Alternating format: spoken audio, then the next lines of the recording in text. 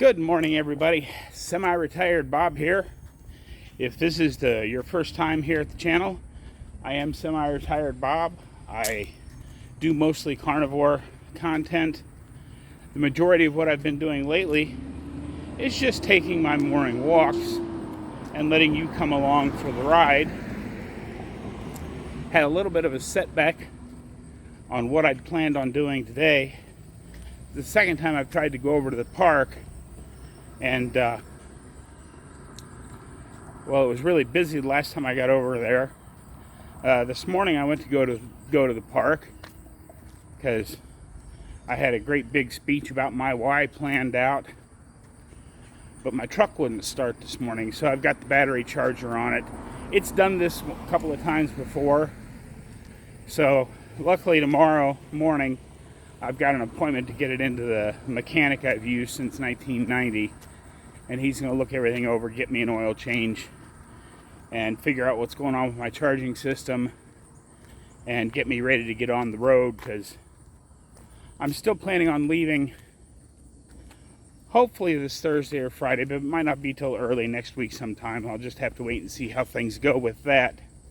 So today, since we've got a bunch of new people every day, someone left me a comment that, you've got new people coming every day. You should probably cover the basics more often. And I completely agree with that, because you never know who's watching. So very quickly, before I get into a couple of other topics, the primary thing you have to know about the carnivore diet is what you're not supposed to eat. And, that's not exactly true either. I mean, you just eat the meat. That's the number one rule of carnivore, just eat the meat. But when you're transitioning, you got to know what to get rid of. Regardless of what diet you're coming from, you got to get rid of all the vegetable seed oils. Those are not food. They're made in a factory. They're highly processed. And vegetable seed oils are highly inflammatory to our system.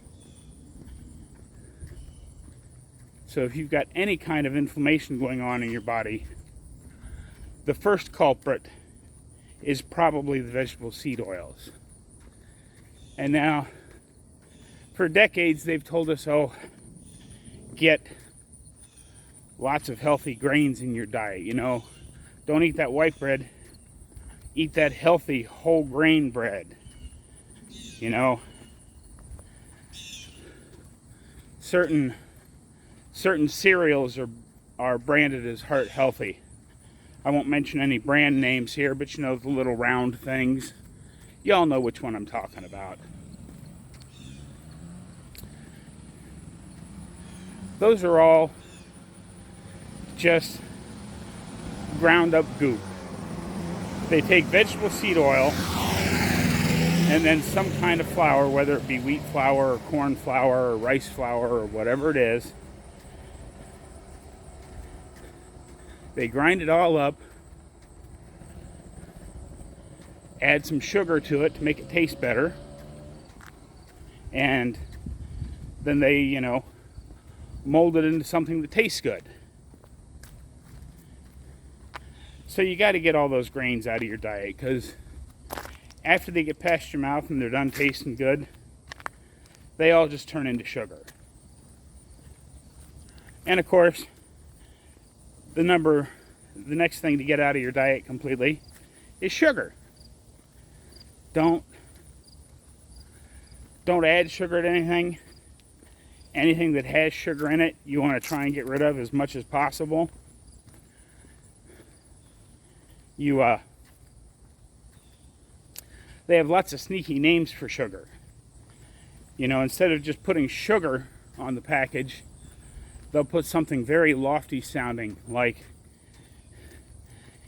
natural pure cane juice. That's sugar. It's all sugar. You gotta watch out. The very first thing you should do today after you're done watching this video, is go out and do a Google search or whatever search browser of your choice is. Get out there and explore all the different names that food manufacturers will use for sugar so that you can recognize them when you're in the grocery store reading labels. Or if you don't really want to do that, you can take this next piece of advice. Just don't eat anything that has an ingredient label. We should be eating, regardless of where we are on the proper human diet spectrum, whether we're mostly plant-based or we're all the way down to the lion diet, which is just ruminant meat, salt, and water. Regardless of where we fall on that scale, we should be eating whole, one-ingredient foods.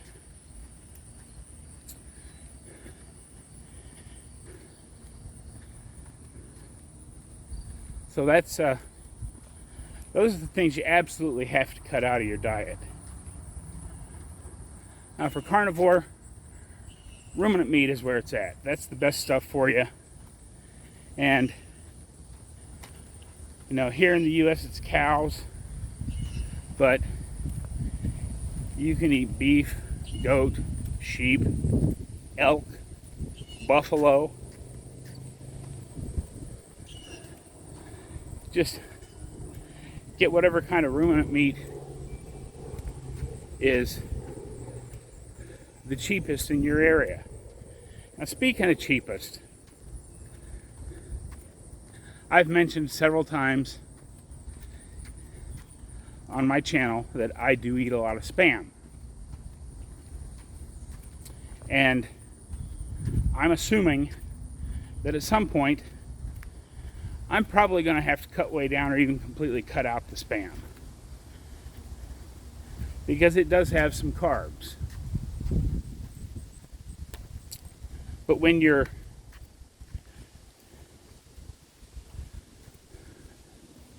looking at a proper human diet, Spam, it goes back to the Olympic analogy I used in one of my videos a few weeks ago. You know, the grass-fed, grass-finished, panda massage meat, that's the gold medal winner. That is the very best meat you can get. But everything else, you know, like ground beef, cheap steaks, stew meat, I'd call that the silver medal. Spam, hot dogs, bologna, potted meat, that's the bronze medal stuff. But the bronze medal stuff, while not as good as the silver and gold, is still 100 times better than anything else you could be putting into your body. So if Spam, bologna, hot dogs, potted meat, if that's all you can find, if that's all you can afford, go right ahead. Now, you know, when choosing hot dogs or bologna, you want to search through the shelf and find the lowest carb one you can get. But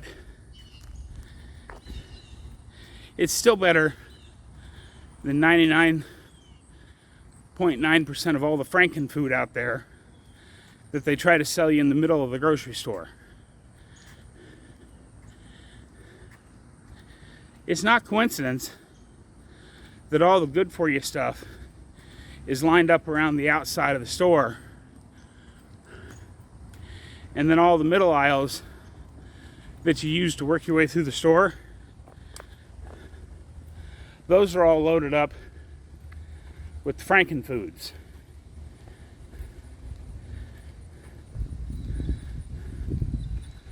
But me eventually having to cut out Spam, that's a 10% problem.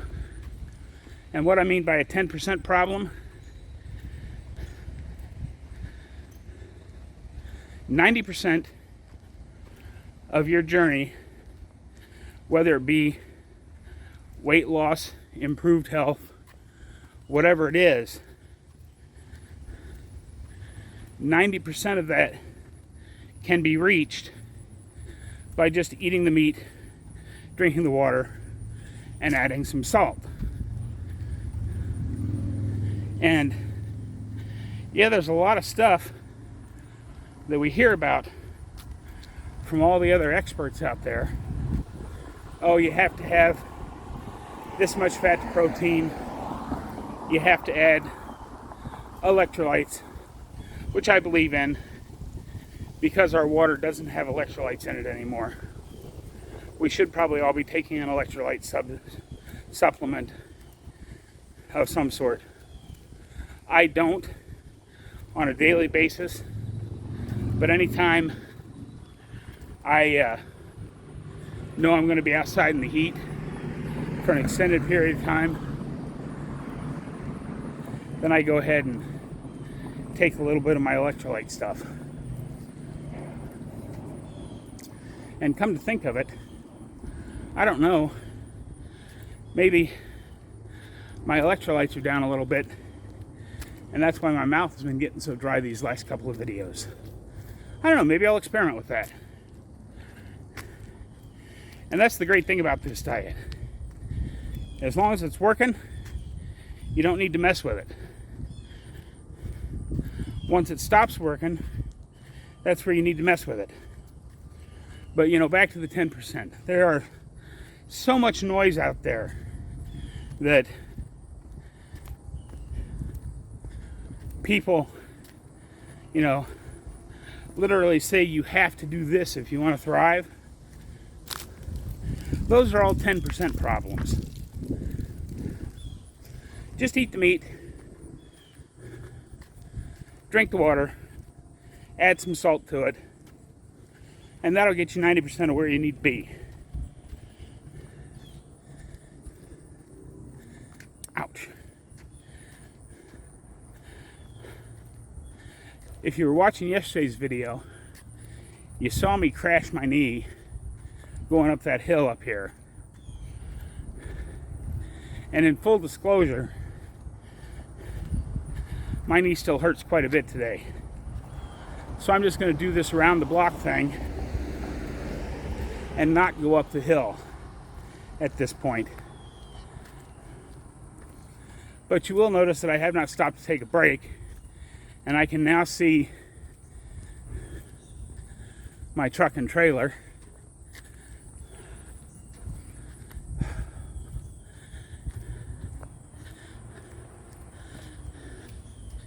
You can tell it's getting close to winter because my neighbor 2 doors down is getting all of her potted plants ready. I'm guessing she's getting ready to put them inside for the winter, but I could be wrong. But there's a lot of preparation going on, because while it's supposed to be 90 or 95 degrees today, that cold weather's not that far off.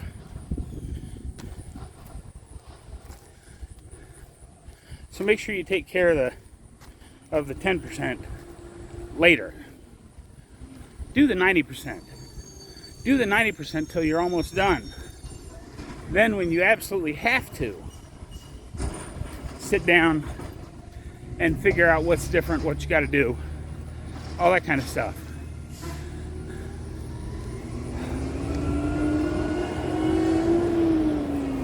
And it's about to get noisy here because the trash truck's coming up the street. I can't tell. Oh, that's the recycling truck.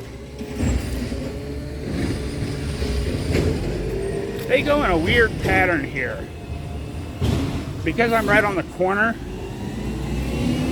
they pick that up, they come down the street, they turn the corners, they go all sorts of goofy stuff. They've been in the neighborhood for the last 2 hours, and they won't get to my trash and recyclables till sometime very much later in the afternoon. But let's walk over here and take a quick look at the charger. Yeah, see, the needle's starting to go down already, so I just put it on before I started the walk, so it should be ready to start and drive it around the neighborhood a couple of times here shortly. But whew, that was a good quick walk.